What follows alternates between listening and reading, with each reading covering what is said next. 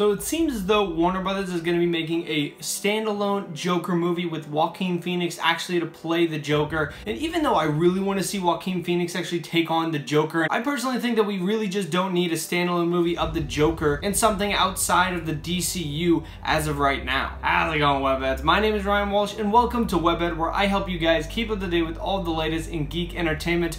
Today we're going to be geeking out about the brand new Joker movie that was just announced and how it's going to be a standalone movie with Joaquin Phoenix actually take on the Joker role, and it's going to be completely separate from the DCU.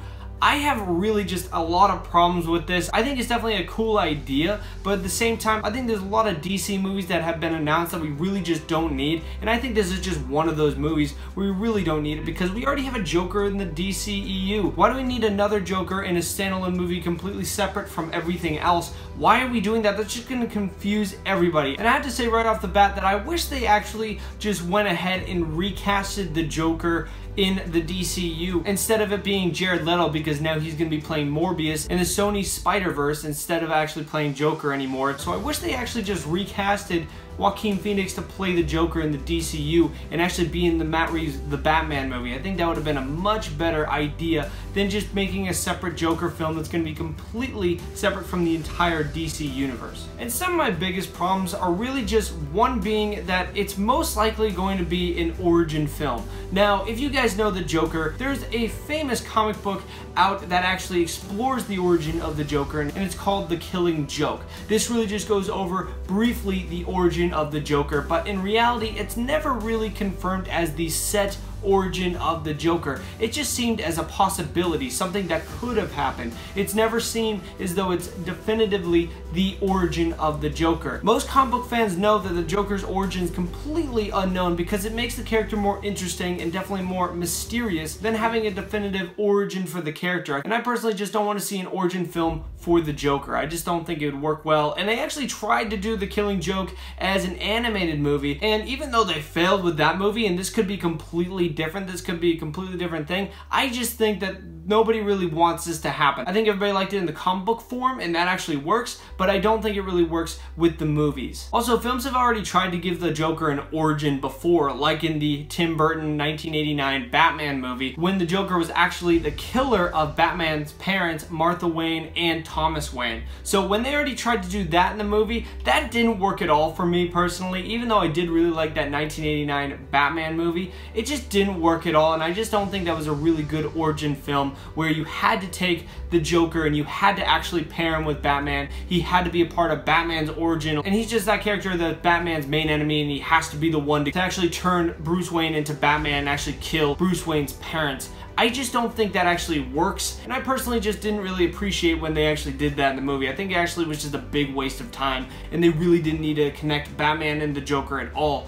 It actually just works perfectly fine when their origins are completely separate and they really don't know each other until Batman actually becomes Batman, the Joker actually becomes the Joker in their later life. Another problem is actually just no Batman. Now, as far as we know, this entire movie is not going to have Batman in it at all. The entire movie is just going to be about the Joker and probably taking on an enemy of his own. But of course, once again, this could be on the flip side as well, where it actually does include a Batman character, and I'm gonna get into that later on. But really just going off of there's gonna be no Batman in this movie, there's a huge key element to the Joker character that's completely taken away out of this movie. Already this movie is going to be a huge underdog at actually trying to win over the fans of DC comic books and Batman and the Joker himself, because one of the coolest things about Joker is that he actually plays off of Batman. I think one of the best movies that actually did that was the Lego Batman movie. When you actually saw that, the core of the entire movie was the relationship between the Joker and the Batman. I think the relationship is definitely one of the biggest part in the comic books, along with the movies, everything that they've done in history,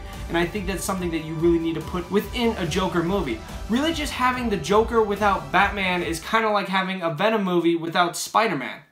Oh wait, that's actually happening. So obviously all of this is just a bad idea, and I think they really shouldn't be going forward with this. And now really talking about the Venom movie, just give a little side comment onto this. I think that the Venom movie is partially responsible for why Warner Brothers probably greenlit this movie. A lot of people are actually excited for this new Venom movie coming out, so I think the people over Warner Brothers were like, hey, we got a huge villain in DC that we actually can use in a standalone movie, and we can make some extra cash making this movie, and we got a pretty solid actor and solid director to make it, so why don't we just make this Joker movie. And I think that's actually what planted the seeds and showed that this movie could be successful. And I'm not just saying that this movie is going to be made all for money. No, actually Joaquin Phoenix really wanted to make this movie, and that shows that this high caliber of an actor really wanted to make this movie, and he got such a good director on there as well, that this is probably going to be a pretty decent movie. But in my eyes, I still see Warner Brothers just using this, kind of saying like, oh hey, we can make a lot of extra money doing this movie. And now really going back to that Matt Reeves Batman problem, really just,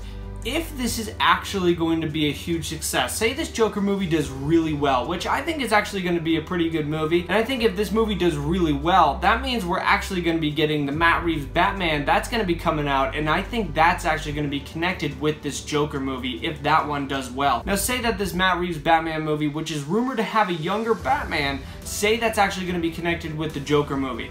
Well, that just shows you that Warner Brothers is really just trying to take Batman and completely put him in his own universe outside the DCU, and this is really going to confuse everybody, because now if you're taking the Batman out of the cinematic universe, that really just takes away everything of the cinematic universe altogether, really showing that Warner Brothers doesn't really want to do this anymore. They just want to do standalone movies, and that's really it. I personally don't think that's exactly what they're trying to do, but at the same time, if they do this, if they do connect both of these movies, that's exactly what they are doing. Because Batman, not really knocking Superman or Wonder Woman or any other DC characters, Batman is DC's #1 character right now, and probably always will be, just because of the popularity of Batman, how much people love that character. So if you take him out of the DCU, I think bye-bye DCU, I think they're going to be making just a completely separate Batman universe. And we know that they're actually trying to make a Nightwing, Batgirl, and just a bunch of Gotham hero and villain movies. So I wouldn't be surprised if one day we actually find out that this entire Batman universe is completely separate